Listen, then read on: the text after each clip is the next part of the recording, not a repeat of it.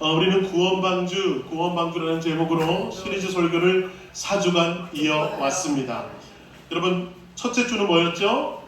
방주를 지으라. 둘째 주는 방주에 들어가라. 셋째 주는 방주에서 나오라. 그리고 오늘은 마지막 무지개 언약이라는 제목으로 여러분과 함께 말씀을 나누고자 합니다. 이제 무서운 홍수는 끝이 났습니다. 그리고 하나님께서 노아와 그의 가족과 동물들을 밖으로 나오라 명령하셨습니다. 여러분, 답답한 방주에서 있다가 밖에 나온 가족들은 모두가 너무 기뻤겠죠. 너무나 기쁜 마음으로 방주에서 막 쏟아져 나옵니다. 그런데 여러분, 밖으로 나와 보니까 그들을 기다리고 있는 것은 참혹함의 끔찍한 모습이 펼쳐지고 있는 것입니다. 여러분, 생각해 보세요. 모든 세상이 1년 동안 땅이 뒤집히고 하늘이 열려 비가 막 쏟아졌으니 어떻게 됐을까? 엉망진창이 되었을 거예요. 나무 하나 남아있지 않고 땅들은 여전히 푸석푸석하고, 그렇죠? 그 시체 썩은 그런 모든 상황 가운데 너무나 고통 중에 있는 노아의 가족들. 저도 한 이틀 정도 비가 교회에 막 쏟아지니까 교회가 물이 샌다는 소문은 들었지만 눈으로 보니까 너무 당황스럽더라고요. 노아의 모습이 아마 그러지 않았을까. 물을 막 치우면서 우리 성도들 미끄러지면 안 될 텐데 하는 마음으로 주일 준비를 했는데, 아마 노아도 1년 동안 비가 내렸던 그 처참한 모습을 눈으로 보고 어디서부터 다시 시작해야 될까? 무엇부터 다시 시작해야 될까? 난감하고 막막한 중에 있었을 것입니다. 자, 그런데 여러분, 그렇게 막막하고 난감한 상황 속에서 노아가 제일 먼저 한 일이 있습니다.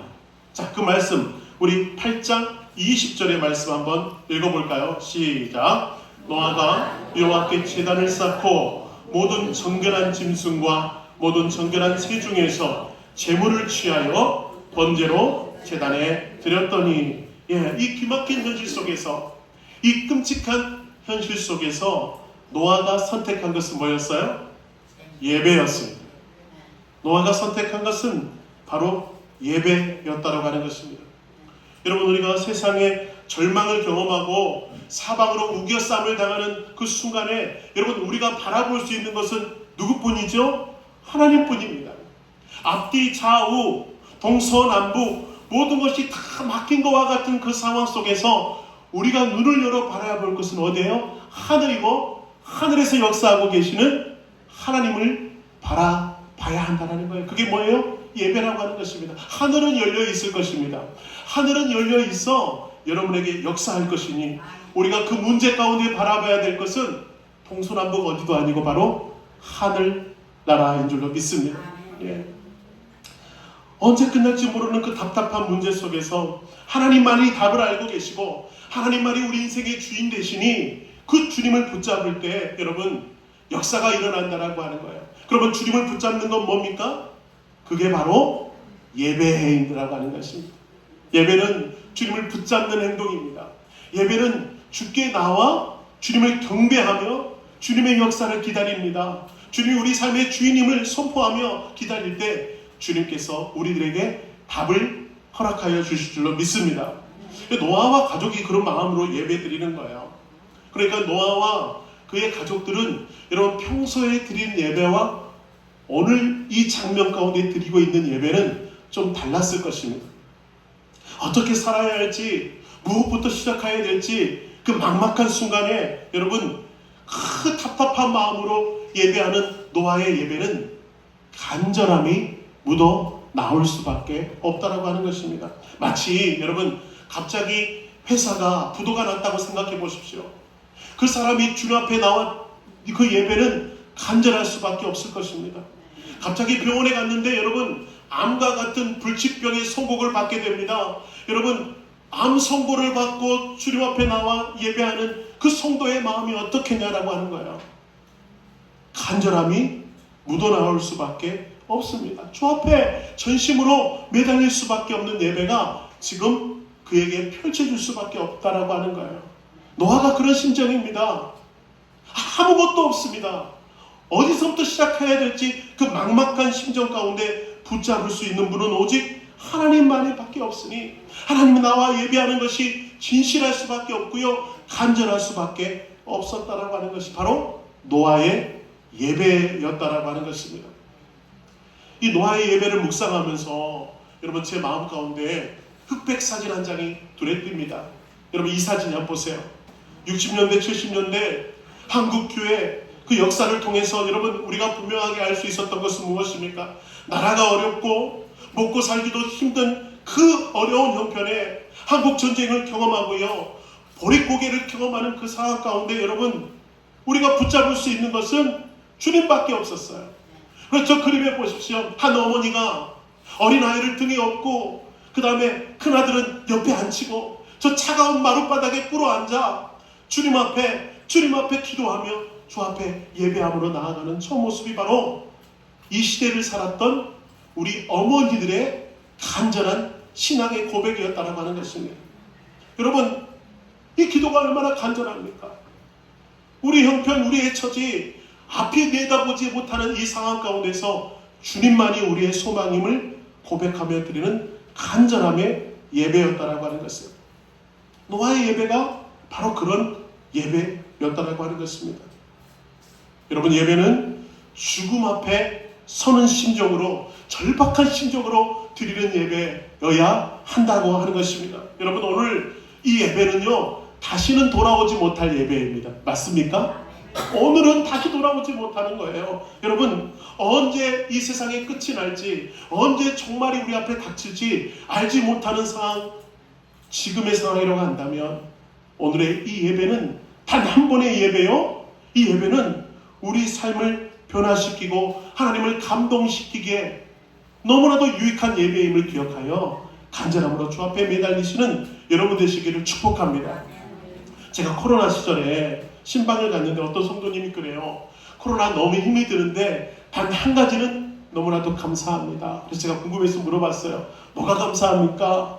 그랬더니 여러분 코로나로 인하여 예배당이 문을 닫히고 더 이상 예배할 수 없는 상황에 놓이게 되자 여러분 이 성도 마음에 갈급함이 갑자기 들어오더라 하는 거예요. 전에는 어땠습니까? 오늘 예배 못 가면 다음 주에 가면 되지. 아니 수요 예배 빠지면 금요 예배 가면 되지. 자기가 그렇게 생각했대요. 근데 여러분 막상 예배가 문이 닫히고 모일 수 없는 지경에 이르게 되자 한 번에 그 예배가 너무나도 소중하다라고 하는 거예요. 이때 당시는요 언제 문이 열릴지 알지 못했던 때였습니다. 그러니까 자기 마음에 간절함이 찾아오더래요. 문이 열리면 예배할 수 있으면 제가 성전에 뛰어가서 정말 간절함으로 예배할 텐데 주님 언제 문을 열어주시겠습니까? 라고 기도함으로 예배를 준비했다는 거 아니겠습니까? 여러분 노아가 간절함으로 하나님 앞에 예배를 드릴 때 하나님께서는 그 가정을 축복하십니다. 여러분 오늘도 간절함으로 최선을 다하여 주 앞에 매달리는 여러분의 예배를 하나님은 기뻐 받으시는 줄로 믿습니다.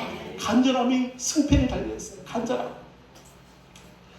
그렇게 간절하게 예배할 때 하나님께서는 노아에게 4가지 축복을 허락하십니다. 4가지 축복이 뭐냐? 자, 그 첫 번째는 무엇이죠?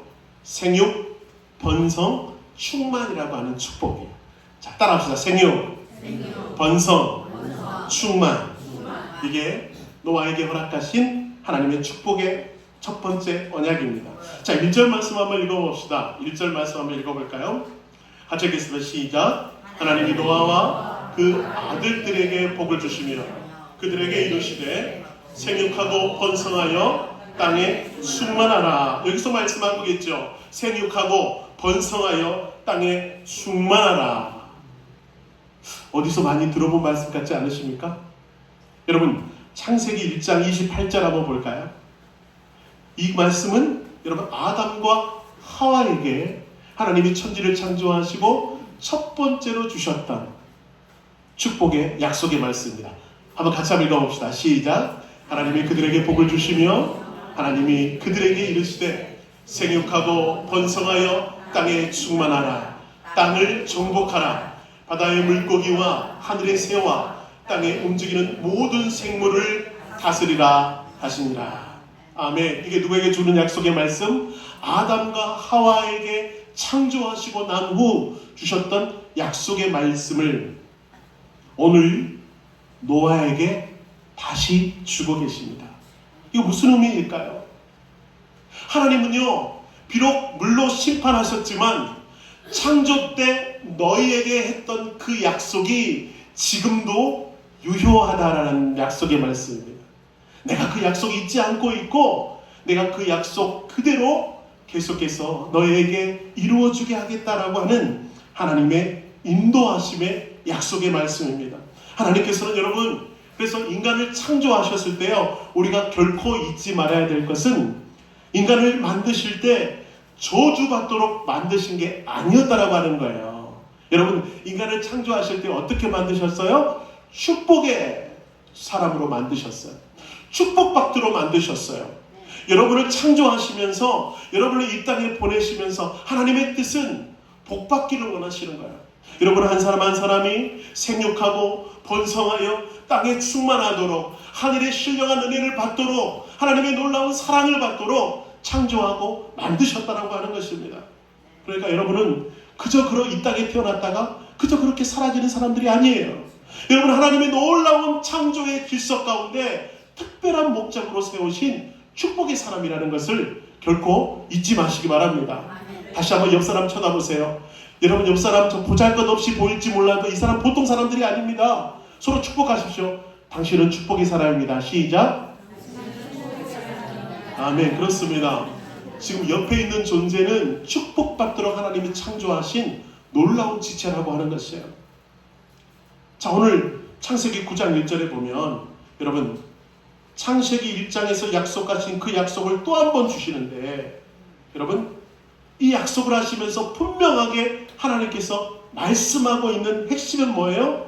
나는 너를 잊지 않았다라고 하는 거예요. 내 약속은 신실하여 너에게 계속 부어지겠다라고 하는 약속.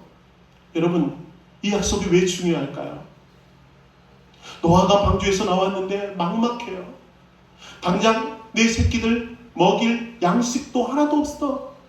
아무것도 없는 그 상황 가운데서 불안에 떨고 있는 노아에게 주시는 하나님의 약속. 아무것도 없는 빈손 같은데 하나님이 그 빈손을 채우겠다고 하는 거예요.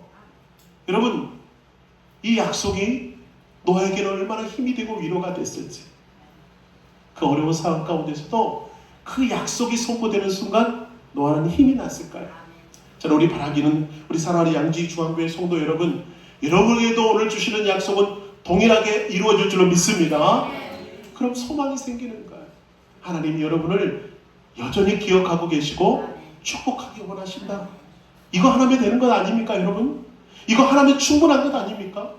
우리 모두가 그런 고백을 하며 승리하시는 축복의 주인공 되시기를 바랍니다. 자, 두 번째로요, 축복의 언약은 무엇입니까? 따라합시다. 보호하심.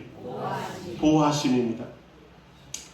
자, 창세기 1장에서 아담에게 말씀하신 복과 창세기 9장 노아에게 말씀하신 복이 똑같은 것 같은데 차이가 하나 있어요. 자, 그 차이 9장 2절 다시 한번 읽어보면서 노란 글씨에 염두하면서 다시 읽어보겠습니다. 시작. 땅의 모든 짐승과 공중의 모든 새와 땅에 기른 모든 것과 바다의 모든 물고기가 너희를 두려워하며 너희를 무서워하리니 이것들은 너희 손에 붙였습니다. 예, 여러분, 창세기 1장과 다른 부분 찾으셨습니까? 너희를 두려워하며 너희를 무서워하리라. 이게 뭐예요? 인간과 동물 간의 긴장관계가 생긴 것입니다. 서로 죽고 죽일 수 있는 관계가 돼버렸다라고 하는 것입니다. 여러분, 태초에 하나님이 천지를 창조하셨을 때는요, 여러분, 하나님과 인간, 또 인간과 동물은 긴장관계에 있지 않았습니다. 서로 사랑의 관계에 있었습니다. 마치 이런 것이죠. 하나님이 뜰을 거닐다가 아담을 부릅니다. 아담아 부르면 아담이 어떻게 대답했죠? 네, 주님, 제가 여기 있어요 하고 하나님과 끈끈하게 대화하는 장면들, 여러분 에덴 동산의 모습을 기억나시죠? 근데 여러분, 아담이요, 선악과를 따먹고 난 다음에 그 마음속에 죄가 들어왔습니다. 그리고 다시 한번 하나님이 아담을 부르시죠. 아담아. 그때 아담이 어떻게 했습니까? 여러분 성경 말씀을 읽어보신 분은 알게 텐데 어떻게 했다고요? 숨었다 냈습니다. 숨었습니다. 왜요?